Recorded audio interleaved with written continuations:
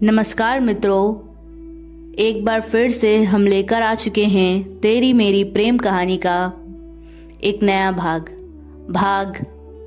9।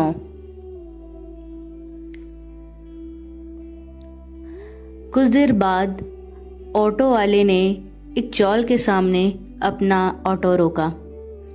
चौल में एक लाइन से 6-7 कमरे ऊपर नीचे बने हुए थे। चौल की दीवारें काफ़ी पुरानी लग रही थीं। ऑटो वाले ने बिट्टू की तरफ देखा और कहा, आओ भाई, हम तुमको दिखाते हैं कि तुम कहाँ रह सकत हो।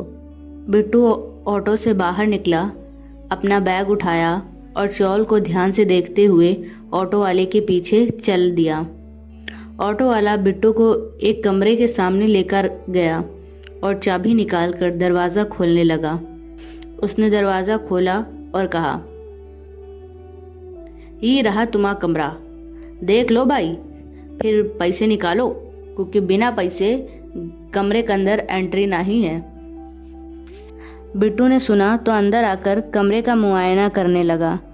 कमरा ज़्यादा बड़ा नहीं था। एक तरफ छोटी सी किचन की व्यवस्था की गई थी और दूसरी ओर एक खटिया पड़ी हुई थी। बिट्टू के अकेले रहने के लिए कमरा ठीक था, लेकिन ऐसे कमरे के लिए 1000 रुपये उसे ज़्यादा लग रहा था।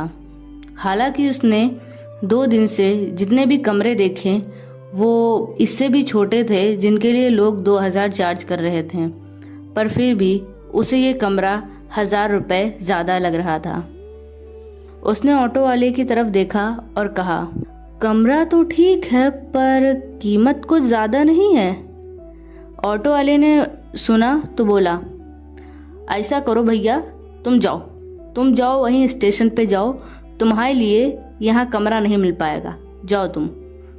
बिट्टू ने सुना तो जल्दी से उसने ऑटो वाले का हाथ पकड़ लिया और कहा, अरे भैया, तुम तो नाराज़ हो रहे हो, हम दे रहे हैं ना पैसा। ये बोलते हुए बिट्टू ने जल्दी से 1000 रुपये अपनी जेब से निकाले और उस ऑटो वाले के हाथ पर रख दिए। ऑटो वाले ने पैसे देखे तो मुस्कुरा कर कहा, ये बात हुई ना समझदारी वाली, चलो अच्छा हम चलते हैं। ये बोलकर ऑटो वाला कमरे से चला आता है। बिट्टू ने अपना बैग खटिए पर रखा और दरवाज़ा बंद करके खटिए पर लेट गया। वो बहुत ज़्यादा थक गया था। फिलहाल ना उसे भूख थी ना प्यास, बस उसे कुछ देर आराम करना था। अभी वह लेटा ही था कि तभी किसी ने कमरे का दरवाज़ा खटखटाया। बिट्टू ने सोचा और मन ही मन कहा, अब यहाँ कौन आ गया, यहाँ तो मुझे कोई जानता भी नहीं। यह सोचते हुए वह उठा और दरवाज़ा खोला। सामने वही ऑटो वाला यानी कि सिद्धू खड़ा था। अरे भैया, क्या हुआ, कुछ रह गया क्या तुम्हारा यहाँ? बिट्टू ने पूछा। अरे नहीं भैया, कुछ क्या, हमार तो सब कुछ यहाँ है, सिद्धू ने मुस्कुराते हुए कहा। क्या मतलब, मैं समझा नहीं, बिट्टू ने हैरानी से पूछा और दरवाजे के सामने से हट गया। सिद्धू अंदर आकर दरवाज़ा बंद करते हुए बोला, हमार मतलब अब से हम दोनों इसी कमरे में रहने वाले हैं। यहाँ जो सामान रखा है वो हमार ही तो है, तुम चाहो तो इसका इस्तेमाल कर सकत हो, हम मना नहीं करबे, लेकिन खटिया पर हमें सोइबे, वो हमार है, हम गांव से अपने लेके आए थे, तुम चाहो तो ज़मीन पर बिछा के सो सकते हो, या तो फिर दूसरा खटिया ले आओ, मुझे कोई एतराज नहीं है, सिद्धू ने खटिए पर लेटते हुए कहा। तो ये सुन बिट्टू ने उसके सामने खड़े होकर कहा, लेकिन इस कमरे के पैसा तो मैंने दिया है, अभी अभी तुम लेकर गए थे ना, तुम ऐसे मेरे कमरे पे कब्जा नहीं कर सकते। बिट्टू ने गुस्से से कहा, तुम आधे पैसे दिए थे, इस कमरे का किराया 2000 है, आधा हम देंगे आधा तुम दो, दोनों मिलके सुकून से यही कमरे में रहा जाए, वरना तुम जाना चाहो तो जा सकत हो, लेकिन हमारी मानो तो मत जाओ, इंदौर में 2000 से कम में कोई कमरा नहीं है, इसीलिए कह रहे हैं चुपचाप सो जाओ, वैसे भी रात काफ़ी हो गई है, सिद्धू ने कहा और चादर ओढ़कर सो गया। बिट्टू उसे ऐसे सोता देख अब क्या ही कहता, इसलिए वो भी अपने बैग से एक चादर निकालकर आधी ज़मीन पर बिछाता है और आधी ओढ़कर सो जाता है। कल भी वह पूरी रात जाग रहा था। जिस वजह से लेटते ही उसे गहरी नींद आ जाती है। अगला दिन बिट्टू की आंख खुली तो उसने अपने आसपास देखा। कुछ देर तो उसे समझ ही नहीं आया कि वो कहाँ है, पर फिर उसे इन 2-4 दिन में जो कुछ हुआ वो सब याद आया। वो उठकर बैठ गया और सामने पड़ी खटिया को देखने लगा, जिस पर कोई नहीं था। उसने पूरे कमरे में नजर घुमाई तो पाया कमरे में कोई नहीं है। उसकी नजर सामने लगी एक छोटी सी घड़ी पर गई जो 12 बजने का इशारा कर रही थी।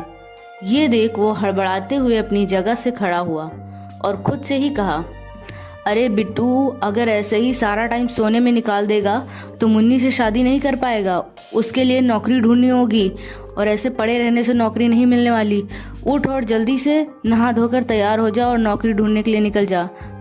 ये बोलते हुए वो हड़बड़ा कर कमरे से बाहर निकलने लगा। तभी कमरे का दरवाज़ा बाहर से खुला। सामने सिद्धू खड़ा था। उसे देखकर बिट्टू को कल रात की उसकी चालाकी याद आई कि कैसे उसने चालाकी से अपना ही कमरा उसे बेच दिया था। ये याद करके उसने सिद्धू को इग्नोर किया और बाहर जाने लगा। तो सिद्धू ने कहा, कहाँ जा रहे हो? पता भी है बाथरूम कहाँ है? ये सुनकर बिट्टू रुका और उसकी तरफ देखने लगा। तो सिद्धू ने कहा, सॉरी यार, देख अब कुछ हो, हम दोनों यही कमरे में रहे वाले हैं, तो ऐसे मुंह फुलाए घूमियो तो कैसे काम चली? थोड़ा तुम कॉम्प्रोमाइज कर लो, थोड़ा हम कर ले। और वैसे भी ये सब करना पड़ता है, पापी पेट का सवाल है भाई, ऐसा कैसे काम चलेगा, तुम समझो ना। ऑटो वाले ने कहा। बिट्टू ने सुना तो कहा, देखो मैं एक बात साफ साफ बता देता हूँ, कल रात तुमने जो भी किया वैसा मेरे साथ दोबारा मत करना। मुझे इस तरीके की चालाकी बिल्कुल नहीं पसंद।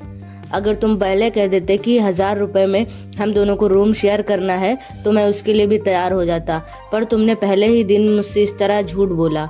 मैं तो तुम्हें कितना अच्छा आदमी समझ रहा था, पर तुमने तो मेरा भरोसा ही तोड़ दिया। बिट्टू ने सन्नाते हुए कहा, अच्छा सॉरी बउआ, हम मानत है कि हमारी गलती है, पर भैया यहाँ दुनिया ऐसे ही चलत है। कोई भी सत्यवादी हरिश्चंद्र नहीं है। सबको अपना अपना काम करने के लिए, अपनी पापी पेट के लिए ये सब करे पड़त है। समझो भाई, अब तुम यहाँ आए हो, जब कुछ दिन रहोगे तो तुम भी इन लफड़ों में फंस जाओगे। तुम भी ऐसे ही चालाकी दिखाओगे, तो ऐसे ना हमका गुस्सा दिखाओ।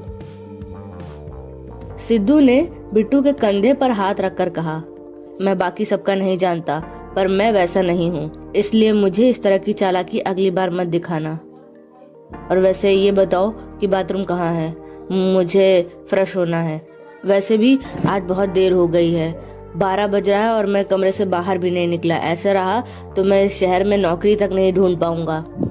बिट्टू की आखिरी बात सुनकर सिद्धू ने उसे देखा और कहा, क्या कहा बबुआ? 12 बज रहे हैं? तुमसे कौन कहे इसके 12 बज रहे हैं? अभी तो बस 9 बजे हैं। सिद्धू ने मजाकिया लहजे में कहा, वो क्या तुम्हारे कमरे की घड़ी चीख कर 12 बजने की गवाही दे रही है? बिट्टू ने कमरे में लगी एक छोटी सी घड़ी की तरफ इशारा किया। अरे बबुआ, वो तो पिछले कई महीनों से खराब पड़ी है। सिद्धू ने कहा और हंस पड़ा। तो बिट्टू ये सुनकर उसे गुस्से से घूरने लगता है। तो सिद्धू उससे कहता है, अच्छा ये सब छोड़, मैं थारे को बाथरूम दिखाता हूँ। ये बोलकर वो आगे आगे चलने लगा। चौल में नीचे 6 बाथरूम और टॉयलेट बने हुए थे, जहाँ भीड़ तो ऐसी थी मानो भंडारा चल रहा हो। बिट्टू ने इतनी भीड़ देखी तो वो घबरा गया। उसने आज से पहले नहाने के लिए इतनी भीड़ कभी नहीं देखी थी। वो तो अपने घर में कई बार हफ्ते भर तक नहाता तक नहीं था, और यहाँ लोग नहाने के लिए मरे जा रहे थे। अभी वो ये सोच ही रहा था कि तभी उसके पेट ने जल्दी शौचालय जाने का आदेश दिया। इस आदेश को नकार नहीं सकता था, वरना काफी कुछ हो सकता था। इसलिए वो भीड़ को चीरते हुए जल्दी शौचालय पहुंचा।